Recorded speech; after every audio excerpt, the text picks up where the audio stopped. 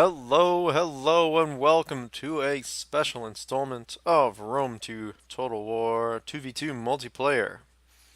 I'm Southern Wolverine. This here is my Mazagete General, and this is a special battle because this is round 1 of Comradedragos 2v2 tournament.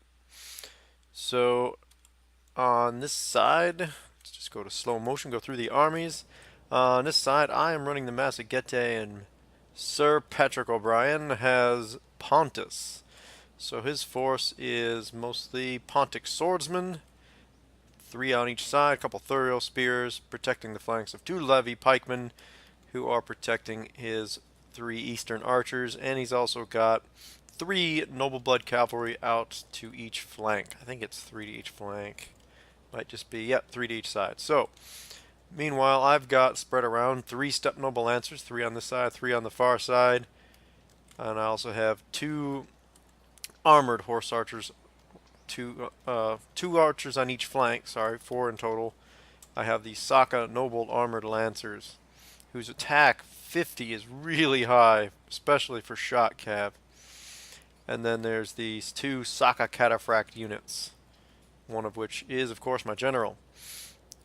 On the opposite side, we have the Warrior of Sparta playing as Rome and Lionheart, X10 as Bactria. And they have quite a lot of skirmish cavalry. There's, I think, 2 Scythian horse archers, 2 Numidian cavalry, and I think there's 2 horse skirmishers over here also in Lionheart's Bactrian force. The Bactrian army also includes 4 Hellenic cataphracts, which I wasn't really expecting. And then there's also a group of legionary cavalry here out of Rome. I think there's just 3 of those. I don't think there's any on the other side. We've also got Indian armored elephants and auxiliary elephants to contend with. And then the infantry component is 4 2 scale thorax hoplites, 2 Thurio spears. And then the Roman infantry is 2 Triarii and 6, I think, legionary cohorts, and a couple velites. So let's go ahead and get this into real time and see what happens. So we saw this large force of skirmisher cav over here on this side. So I decided to mass all my armored horse archers, because I know one-on-one my armored horse archers will beat these skirmish cav. I'm not sure if they just 2 would beat all 4 of those missile units, though. So these guys are going to come across the formation. Got all kinds of space to work with in the middle here for the moment. So they're going to work their way across and try to take out as many of these guys as I can. So that leaves, they still have a large cavalry force over here, and of course here, and then the main infantry body is staying together. And they did a pretty good job. And these guys have played co-op campaigns and competitive campaigns and things like that, so they were moving quite well together, both in terms of moving cavalry together and moving the infantry together. So for the purposes of this, you almost have to consider them as a single army. I was trying to get my horse skirmishers to get shots in these auxiliary elephants, but they pulled them back, which was absolutely the right thing to do. Had they not done that, they would have fallen really early in the battle and not posed a threat later on. So this is just the beginnings of this engagement here, but I've decided to pull away. First and foremost, I don't want these the Jav Cav getting close enough to put javelins on my guys.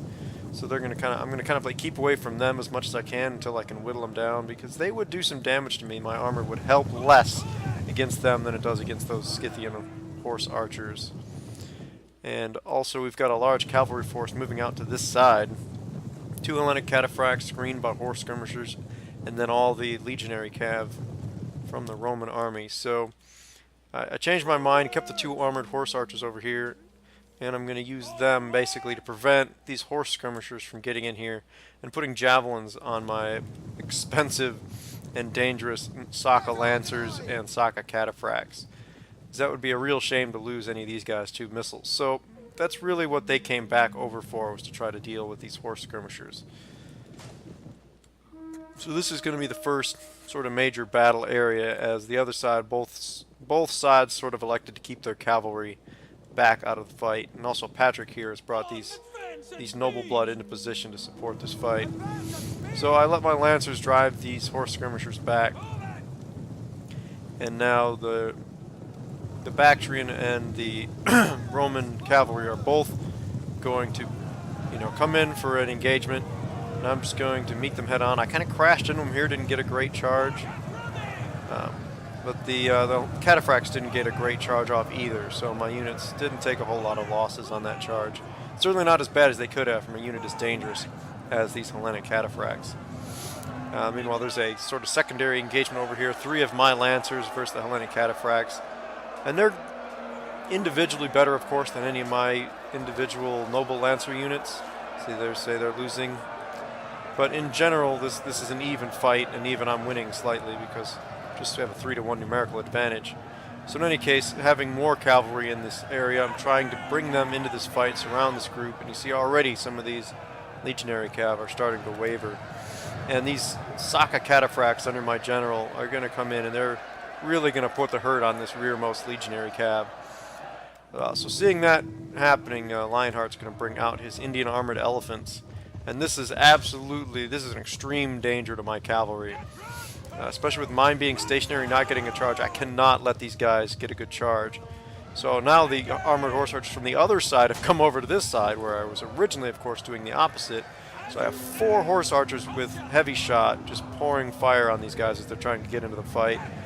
And fortunately, the cavalry here broke, and I was able to get most of these guys out of the way.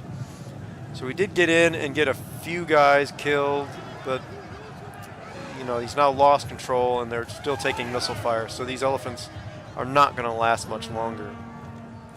So this cav fight was quite important and critical to the outcome of the fight. It certainly put us in a good stead in that we took out 2 very dangerous Hellenic cataphracts, all the Roman cavalry, and these Indian armored elephants are now going down to concentrated heavy shot.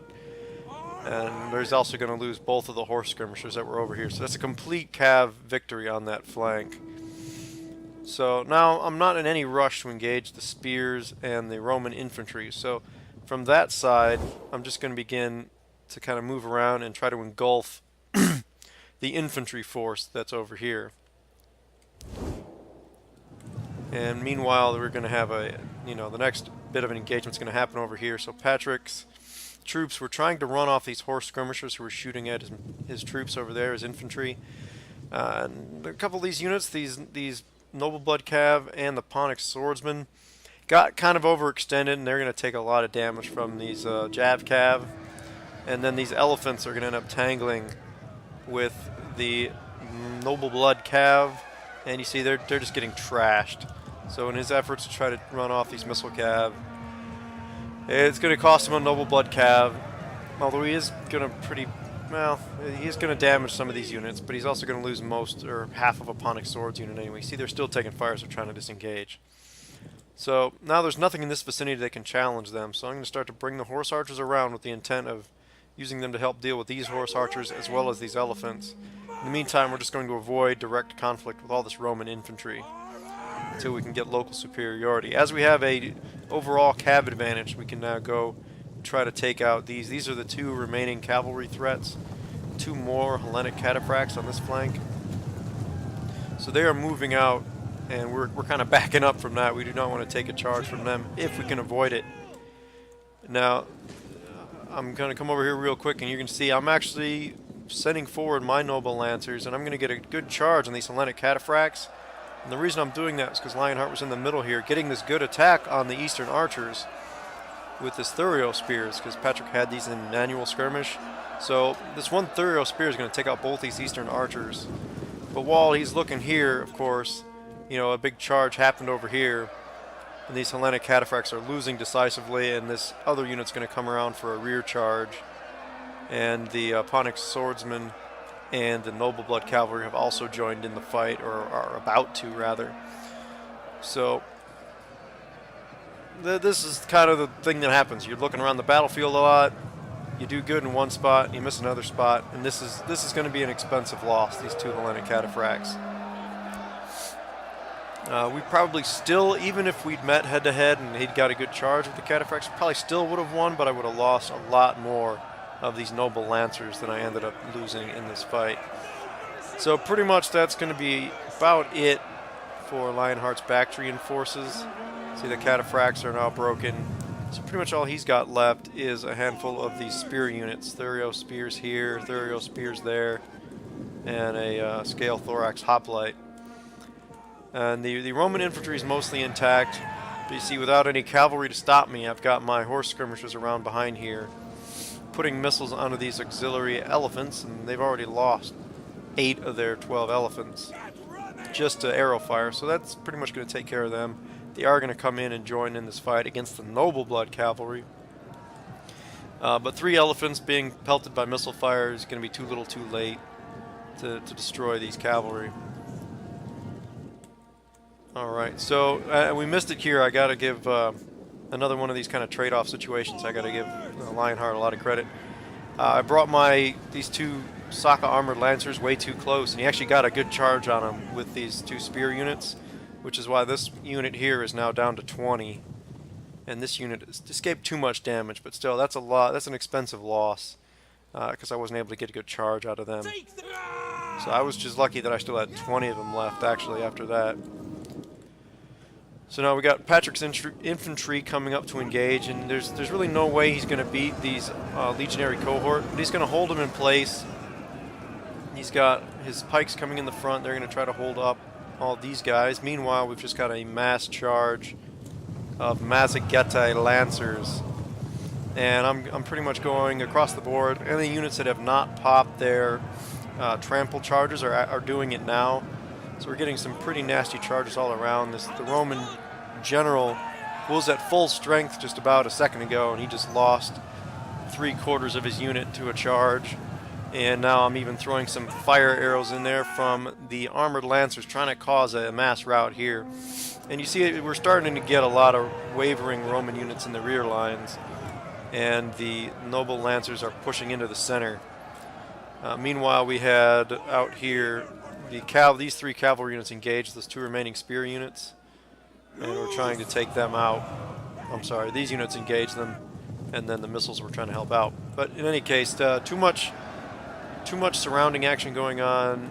Didn't have enough tools left at that point to hold off the massed cavalry charge, and the last few remaining units that were kind of scattered around are going to go ahead and mass rout at that point. So first and foremost, good game, of course, to Lionheart and Warrior Sparta, and thanks again to Sir Patrick O'Brien for a solid outing as holding the center for me. And of course, he actually got more kills than me, which he was quite thrilled about. But it was, you know, we definitely both did what we had to do in that fight. So thanks again to Patrick. So one of the big deciding factors, I think, of that fight was a couple of things. First, the cavalry fight was going very much our way. See, the Indian armored elephants only getting 12 kills was a significant loss. The missile cavalry was getting beaten by my missile cavalry mainly, but also the eastern archers of Patrick contributed to that as well.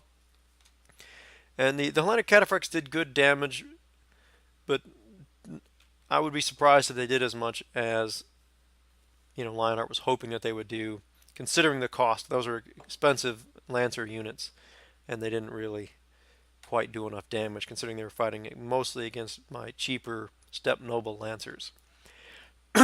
Excuse me. But of course, these Thurio spears did quite well. This was that unit in the center that snuck into those archers on us. The second major deciding point of that is, you see these Roman infantry. Not a lot of losses necessarily out of them, but also very little damage for most of them.